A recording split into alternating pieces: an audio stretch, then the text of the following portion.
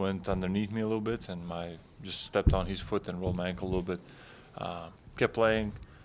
It was nothing serious. Was available for a second half. Just the decision was made to keep me out. Yeah. So basically, Just because the game was what it was, there's Correct. no need. Okay. Yeah.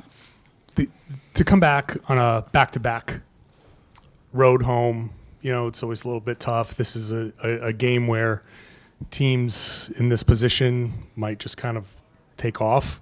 What does it say about you guys that you're able to kind of focus, come out right away, and kind of like not let up and keep building the lead throughout?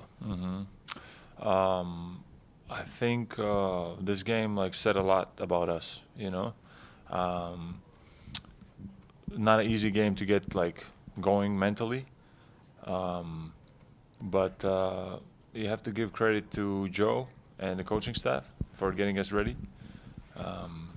As players, we kind of okay, most likely we're going to win, especially at home. You can have those kind of thoughts, but I think Joe did a really good job of getting everybody ready for the game. And we came out and we right away we just with our foot on the gas and didn't let up and played great defense, great communication. Maybe made the game a little bit boring for the fans because we went up so many points early on, but I think the fans have to appreciate that kind of game also, that we're just stepping on those guys and not letting up. And speaking of Joe, it's his 100th win as a coach in a season and a half. So I know you've only been here for the half, but just impressions of him throughout this point. I want to say it's compared to things in the past, but you've been around a little bit. Just what are your kind of thoughts? I think just seeing how people view him maybe from the outside a little bit. I think he's very underrated. People don't appreciate who he is and how he coaches because he's very young. You can always blame it on him and stuff like that. But he's very underrated as a coach. Very underrated and different. And yeah, I think people don't see who he really is and how he coaches, and it's easy to not give him the credit because of the talent that we have, no? But he deserves a lot of credit. He does deserve a lot of credit, and the rest of the coaching staff also deserves a lot of credit. Kristaps, it's always easy to have fun when you blow teams out, but you seemed like you've been smiling ever since you got to Boston. Joe, during a recent game, said he came in the huddle and told some jokes in the third quarter when you guys are down, encourage you guys to play free, have some fun. How much fun are you guys having this season with the balance of, obviously you're trying to stay competitive, but you're obviously new to this team. Just how fun has it been to be part of this group on this run? No, definitely. And it made sense because we're whenever we're not maybe just running through the other team, we're almost this is a close, this is a game, we kind of our energy is a little bit down, and I think in that moment it made sense for us to be yo, this is basketball. We're not going to be perfect every game. We're not going to be up all the time, and so it made sense to just ease up the mood and just kind of go out there, have fun, play hard, and so yeah, him making. I don't remember the joke. I was a little bit far away. I didn't hear, but he tried something and just to ease up the mood a little bit. And that's what we needed in that moment. We came out, I think it was the Washington game, right? And we played much better second half. So yeah, I think it's we always have to try to put things in perspective where we're not supposed to be up all the time and just win easy. There's going to be tough games against teams that are not maybe don't they're not our equals, no, record-wise or anything like that. So it's on us to come every game and prove it like we did tonight. Do you throw any jokes around? Do you leave that to Joe? I leave it to Joe. Kristaps, when you're as good as you guys have been in the first half, Joe's talked about holding yourselves to a high standard, being tough on yourself. What things do you look at for the second half and say, we still need to improve at this, we still got to be better at that? How do you, when you're this good, still find ways to improve? That's a good question. I think, I think what happens to us, it's just human nature. We go up in the first half, we're number one, first and second quarter, I think. and then we're 20th in the third and fourth, let's say. Yeah? I don't know the exact numbers, but it's just natural. You know, you go up, and it's tough to have that. Like we always say, oh, you want to have the killer instinct and just go out there and just keep like.